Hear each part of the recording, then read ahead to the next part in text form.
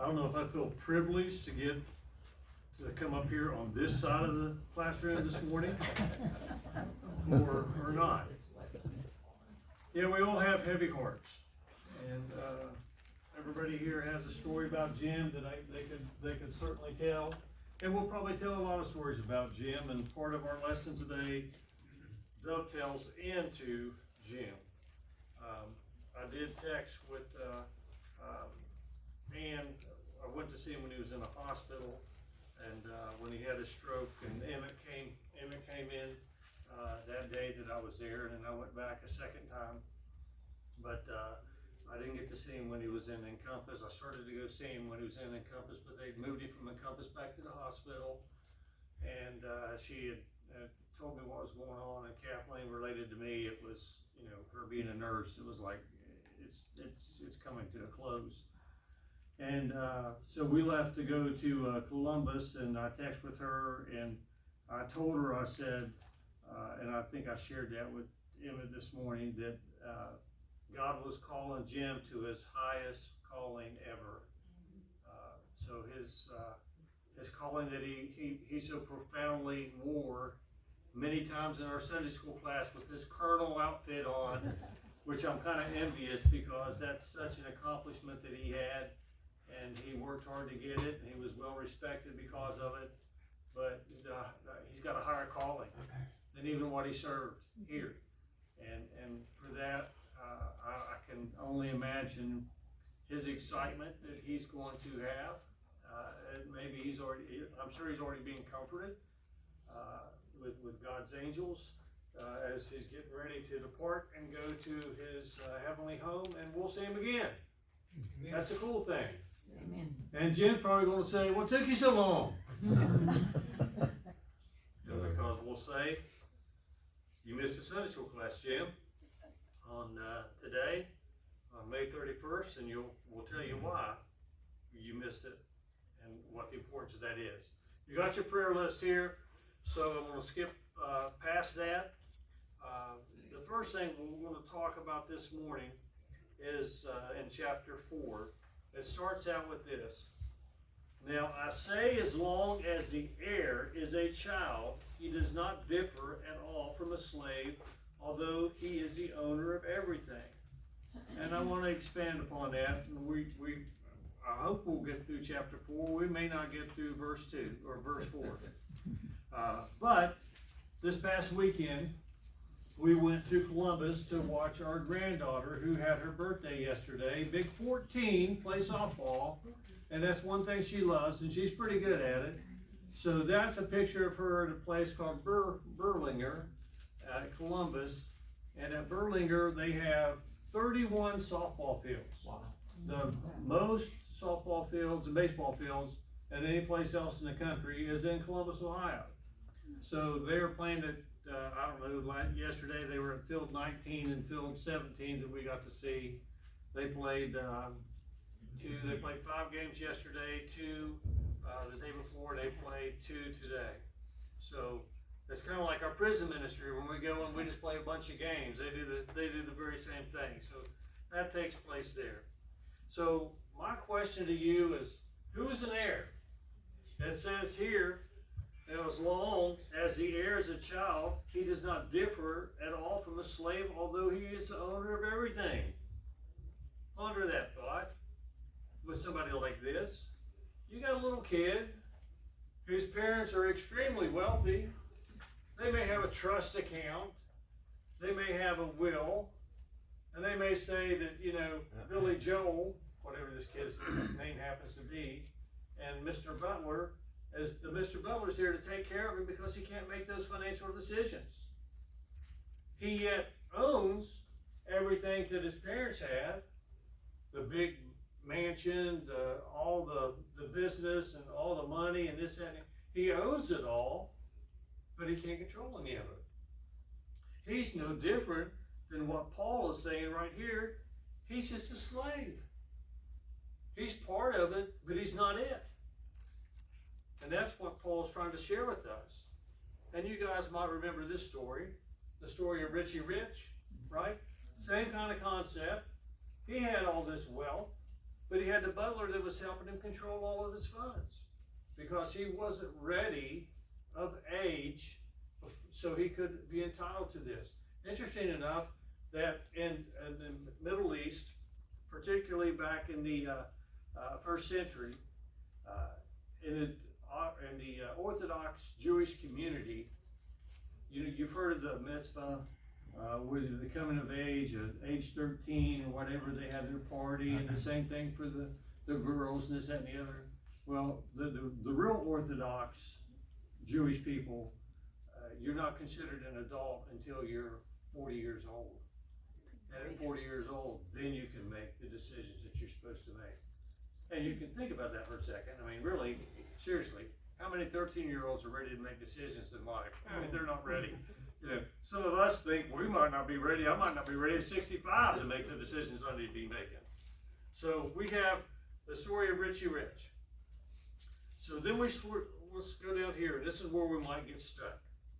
But he is under the guardians and the managers until a date is set by his father. Now we're going to take a little step back in time. Well, I'm going to go forward. We're going to get right to that.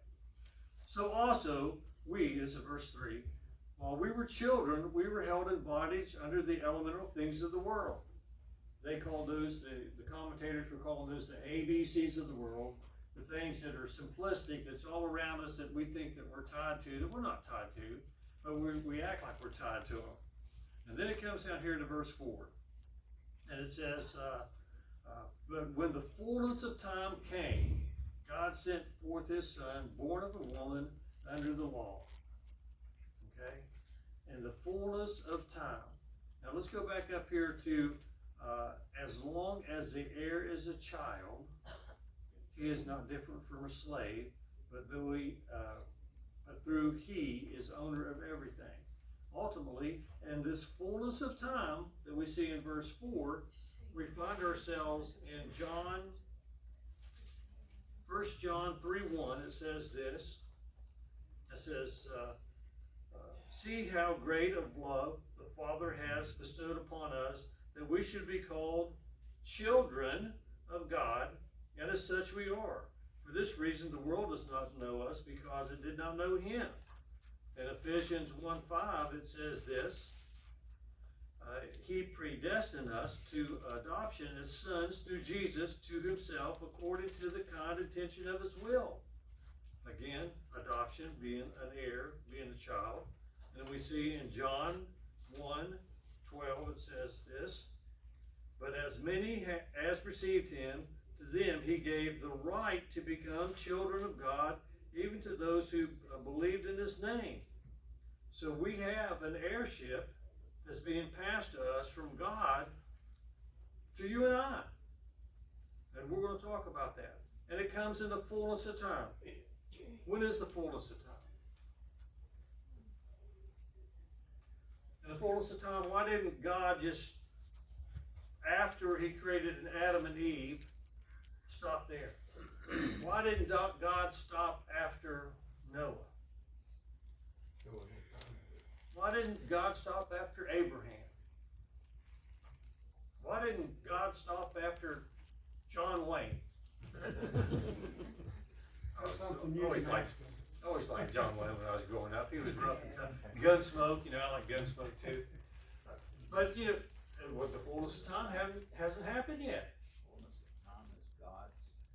When God decides, it's God's decision. It's his time. Everything is God. When is that? When he decides. When he decides. When he decides. Not when we decide. No, Not when we decide. Well, let's go here with Abraham's journey. If you remember, Abraham, he was called by God in a pagan territory of Ur, where they had hundreds and hundreds of little G's, little gods that they worshiped. And out of all the people of the world, Abraham gets called. And he says, trust me, I'm going to let you become a father of many nations. We know that he has to take his trek all the way up here, down through Canaan, and ultimately goes to Egypt. What was it he went to Egypt? Why did Abraham go to Egypt? He was supposed to be going to the promised land. famine. So why did he end up in Egypt? What happened there? He let his wife, Sarah, with the king, and he didn't tell him that he was married to her. Exactly. He didn't tell him that he was married because she was beautiful. Sarai was beautiful. And he thought, if I say she's my wife, they'll kill me and take her. So he says, I'm the brother. And there's lineage that kind of backs that up. So I always thought that's kind of a fib. And I think it is kind of a fib. But the lineage did kind of back that up when he said that. So he said it for protection, but he came back into the land of Canaan, into the promised land. And God said in Genesis 15, look up, count the stars. See how many you can count. That's going to be your descendants. And he says, I don't know. You told me before when I was here leaving that you were going to bless me. And now, I'm 75 years old. I'm looking up. I don't even have any children. How can this be? Well, there's an explanation that comes to that here in just a minute. The rest of this chapter, if we get there to it. In the fullness of time, God did what? After the Exodus from Egypt, after 430 years, God allowed them to go leave Egypt. And as they left Egypt, he said, I want you to build specifically a place for me to come to worship with you. And this place was a tent that had exact measurements. It had exact fixtures. And he said, I want you to make them this way. And I'm kind of astounded by that. Here we have these people that were basically slaves that were doing what? They were laying block and brick and stuff like that, and it's supposedly mixing some kind of mortar. But back in that day, quite frankly, a lot of these big erections that you see today, the pyramids and some of the walls, they had no mortar. And guess what? They're still here today. We use brick and mortar, and you get a house that's 150 years old, it's ready to fall down. They did it differently. So we had this tabernacle that was built with all these specifics. In the fullness of time, God said, I have to have a place to come and worship with you. I want you to see this. I want your people to see this. I want my people to see this so that they can know that I am the one true God. And then we have this occurrence, which happened when? When Jesus was on the cross. And Jesus left his last breath. And darkness was over the land during the sunlight hours, which should happen, right? Everything that should happen didn't happen because it happened for different reasons. Because God changed that whole environment. And of course, the veil was torn from the top to the bottom, which meant what?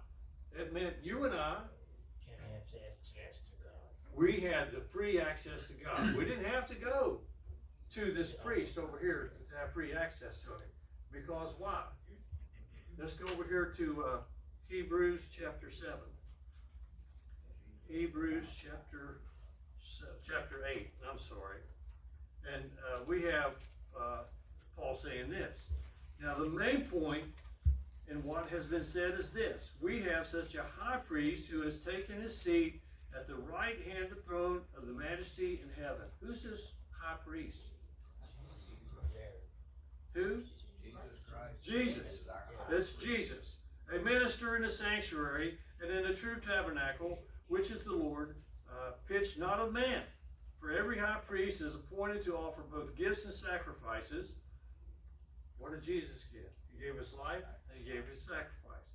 Hence, it is necessary that this high priest also have something to offer. Now, if he were on earth, he would not be a priest at all, since there are those who offer the gifts according to the law, who serve a copy and a shadow of the heavenly things, just as Moses was warned by God when he was about to erect the tabernacle.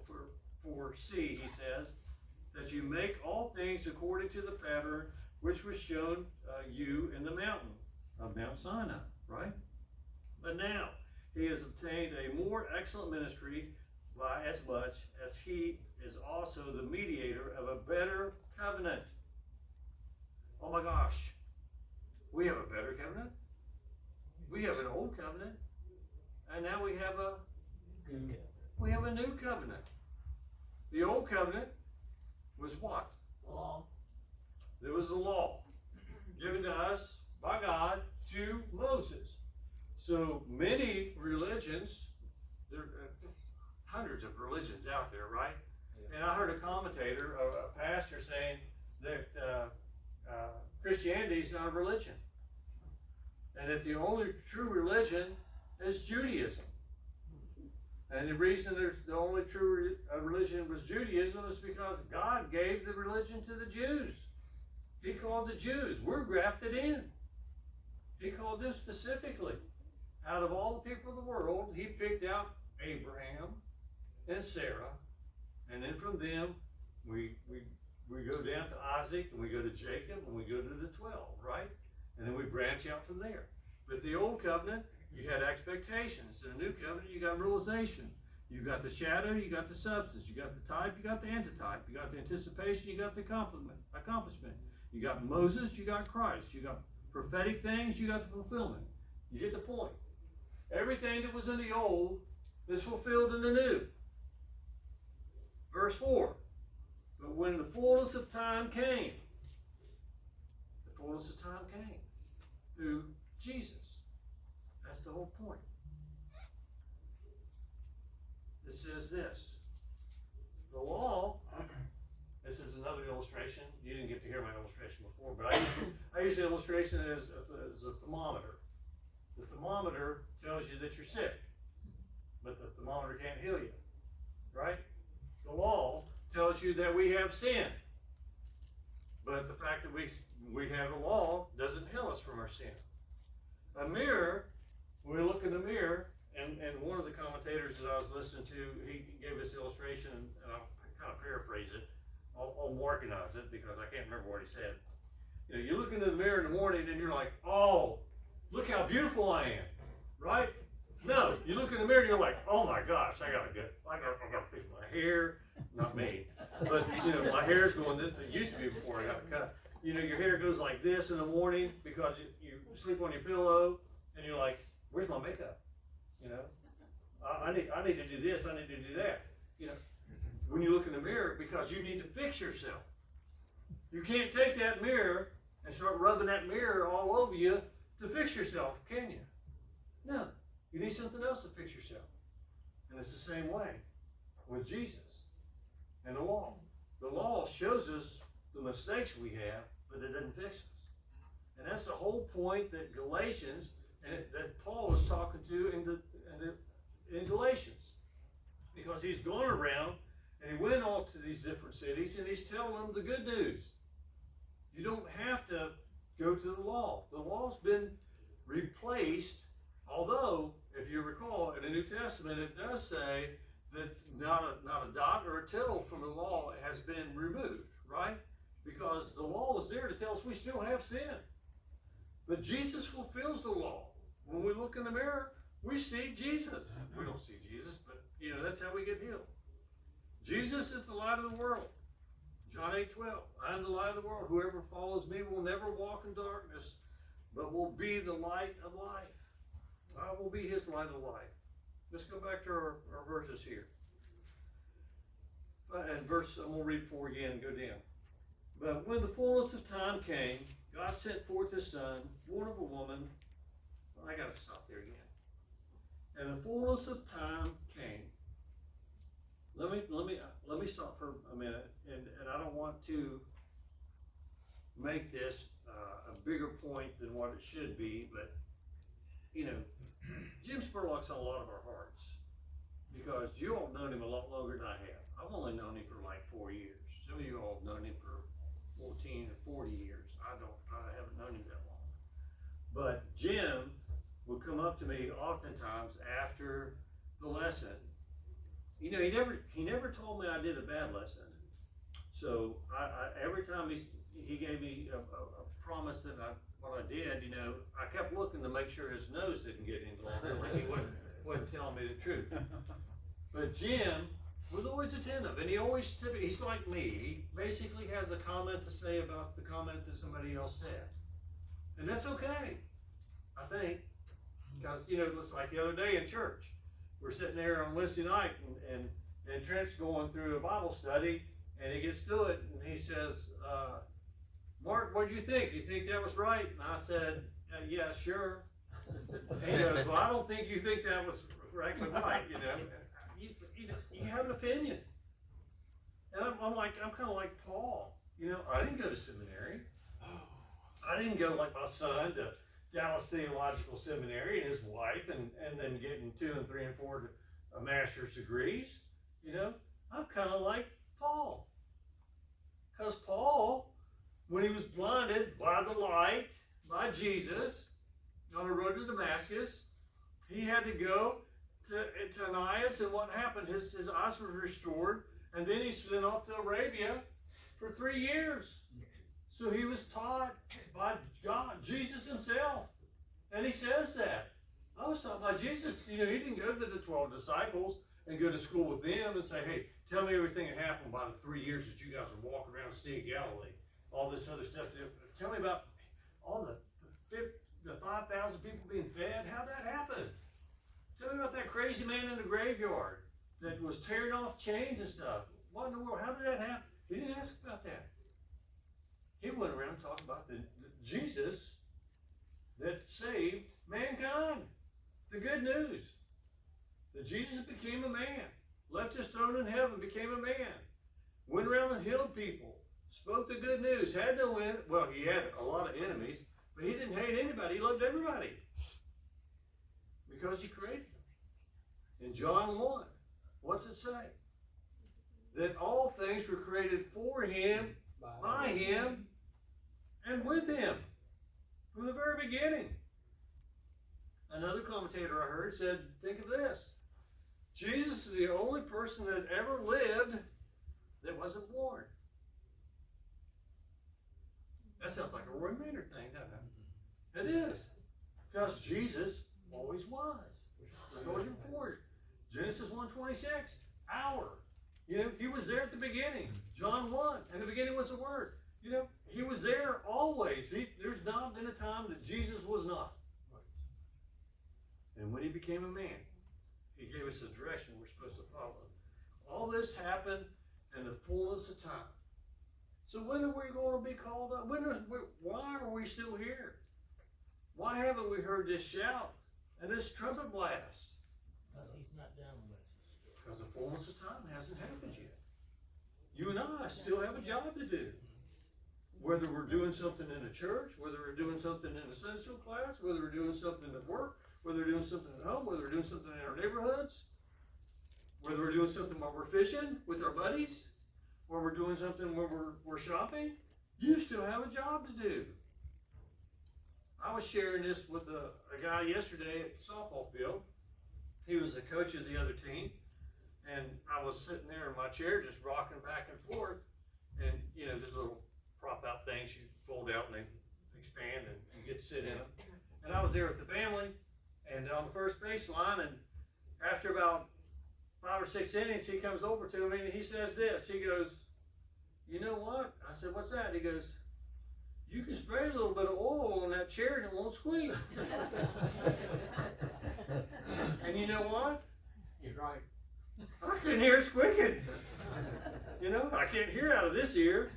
And this one's almost as bad.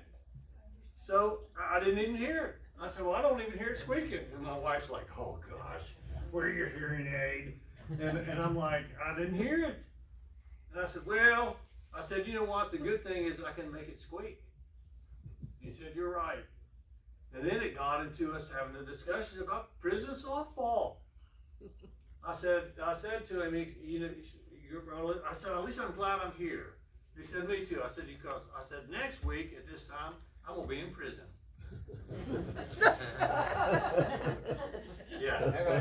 Yeah, he kind of laughed at that too. And I said, yeah, I do prison ministry with the Saints Prison Ministry. He goes, I used to do something like that. What's the chances? I'm in Columbus, Ohio, meeting a dude I've never seen in my life that's probably at least my age, maybe a little bit younger. And he too was doing something that we were doing, because in the fullness of time, we still have a responsibility.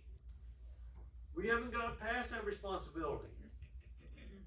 In the fullness of time, Jim is still fulfilling his obligation to Jesus about sharing the gospel. Because, like you prayed, if there's somebody in his family that still doesn't know him, this might be the event that brings him to him. And Jim would say, hooray. That's what, if it calls for that, it's worth it. And that's why Jesus did this. Because he said, it's worth it. I gave it all for every one of us in the fullness of time. But we don't know when that is. Turn the hourglass up and the sand's going down. But we don't know when it gets to the end because we don't get to see the whole hourglass. When somebody's pouring coffee in the cup, we don't know when it's full. But when it's full, before it overflows, God's going to say, Jesus, do your thing. It's time. And then we're going to hear that shout and that trumpet blast. If we're not called up to heaven beforehand. You know? Same scenario. You know, we have all had a loved one that's passed. We've recently we lost my wife's uncle, Dale and Creasy, which you all know. You know, good man. Yeah. You know, his brother was my father-in-law. Was your pastor for a while. You know, I don't know very many men that's even higher than Keith Creasy was. And all of y'all can get on a pedestal, but when you get on a pedestal, you're going to see Mike Perry there. Mike was a friend of mine, and I've shared this with you, that I've known him since his kids were kids. Lonnie was just a little kid. He's still in elementary school. I mean, in the fullness of time, he's not here. Henrietta's here. Her job's not done. Mike's job was fulfilled while he was here, but there's still ripples going around. The same way with our daughter Sarah. They got cancer and died at age 30, got it at 25. And it's like, 2005, she died in 2010. It's like, how in the world can you lose your own child? And I'm thinking, as I'm torn up with that, and God's like, I gave my own child. I gave my only child. And I gave my only child so the people that didn't even know him have a chance for that ticket at the banquet that I was sharing with you all last week or the week before about being at the banquet party with the bride and the groom in heaven. We're going to have the best buffet that you've ever seen in your life. I don't know what it looks like. I'm already getting hungry. But in Sarah's case, I still see ripples of effect from people. There's some people who come up to me and say, hey, I went to school with Sarah. Changed my life. I tried to sing a song the other day in church, thank you.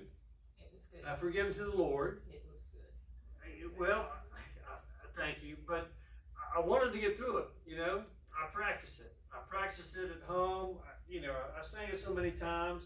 I knew it like this, and I thought, it's an old song, and I wanted to put some pictures to it. So when I put pictures to it, I had all these pictures there, and I knew what all the pictures were. And then I told Jay, I said, I want you to pick out, here's the pictures I want. You put them in the order you want. Here's how it kind of follows in the pattern with the song. And if you want to delete some and put some in, do so. And he did. And then I went through it with him. And then I'm looking up and I'm like, ooh. I don't think I can get through it. And when I practiced it, I didn't get through it. And I'm like, wow. I'm this kind of guy that if I have to, play hard when I'm playing a sport, you probably want me on your team. But, I'm also one of these guys that my wife had a retirement party the other day, and one of the girls that she started work with 19 years ago got up to speak and she started crying. Couldn't even talk. I was the one holding back tears. Kathleen wasn't holding back tears. I'm like, I'm the emotional one. I'm the guy that has two types of emotions. You know, I'm the go-getter, and then I'm the other guy that'll cry at a McDonald's commercial sometimes. It's freakish how that thing happens. And the fullness of time, our responsibilities are still there for us to have. Let's go down here to verse 6. Are you all sing this morning? Good. And because you are sons, God has sent forth the Spirit of His Son into their hearts, crying, Abba, Father. Abba, in Greek and Hebrew, means what? Daddy. Huh? Daddy. Daddy. Daddy means daddy. I never called my dad daddy, ever. Not that I remember. I would call him dad. I never called him father. You know, father's like an entitlement. You know, a father sounds like colonel.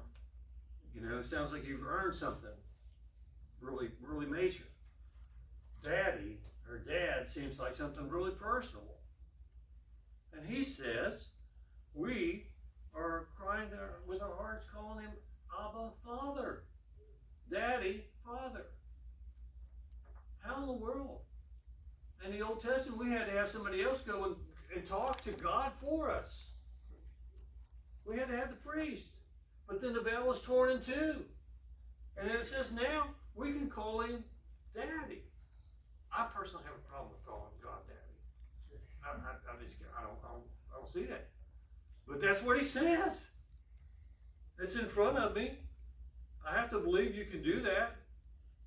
But I think I'm in so much awe and respect that think I'm talking to the creator of creation, but yet I'm an heir. You're an heir. I think it refers to our relationship with Him. He is our Father. He is our Father. What is I'm Jesus? like you, I could never call Him Daddy. I can't either. But I think this scripture kind of helps us, people, to understand His personal relationship with us is the same as your dad here on earth. He's your creator. He's the one who gave life to you, and He's the one who is giving eternal life to you when you accept Him as your Father. What did Jesus say when he talked to the disciples? And the disciples said, Jesus, how do we pray to God? He says, say, our Father, who art in heaven. And then what's it say? Hallowed be thy name. Hallowed be thy name would be, whoa. You know, you're it. So we approach him as Father, but we approach him with the fact that we know that he's it. Yeah, but what I'm trying to explain, maybe I'm not, he wants that personal relationship. Absolutely he does.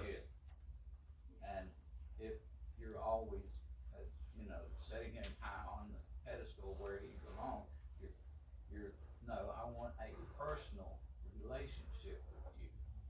And where do we see that first? We see it in the garden. Yeah.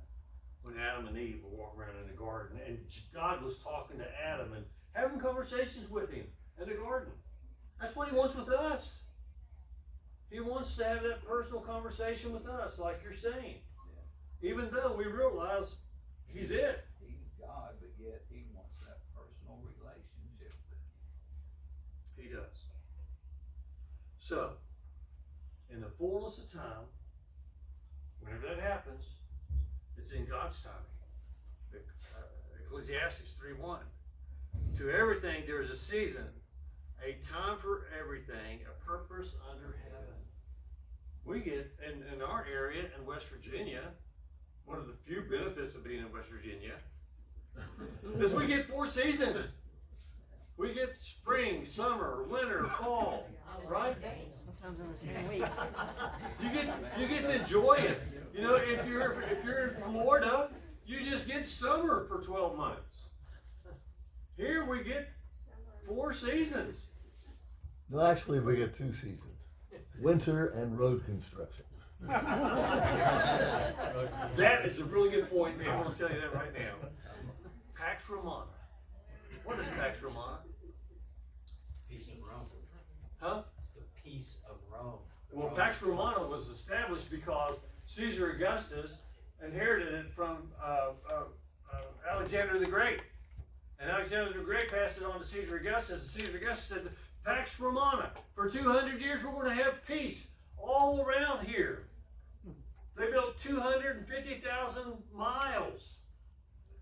Have you heard the phrase, all roads lead to Rome? Guess where it came from?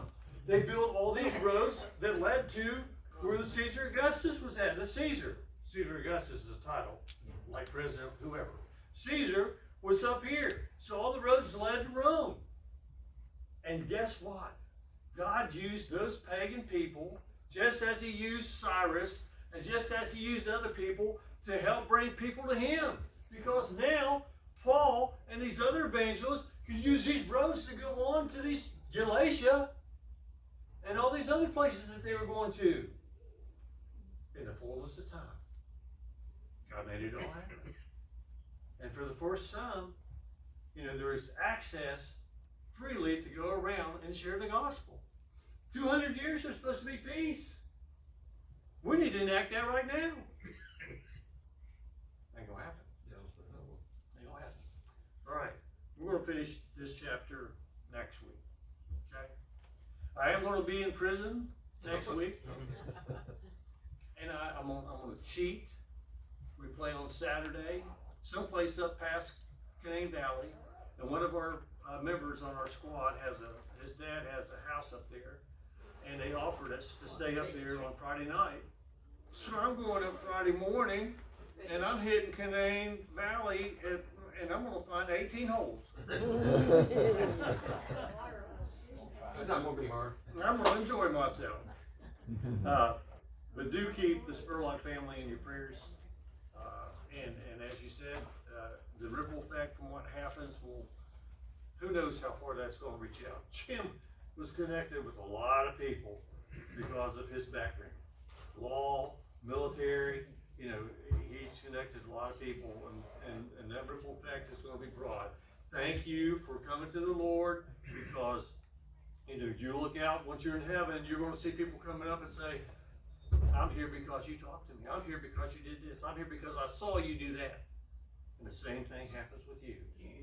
And it doesn't matter whether it's one person that meets you in heaven or if it's 1 million people that meet you in heaven.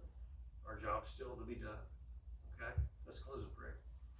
Dear Heavenly Father, we do thank you so much for today. We thank you for each person here that you allowed us to inhale this morning when we woke up and move our feet out of bed.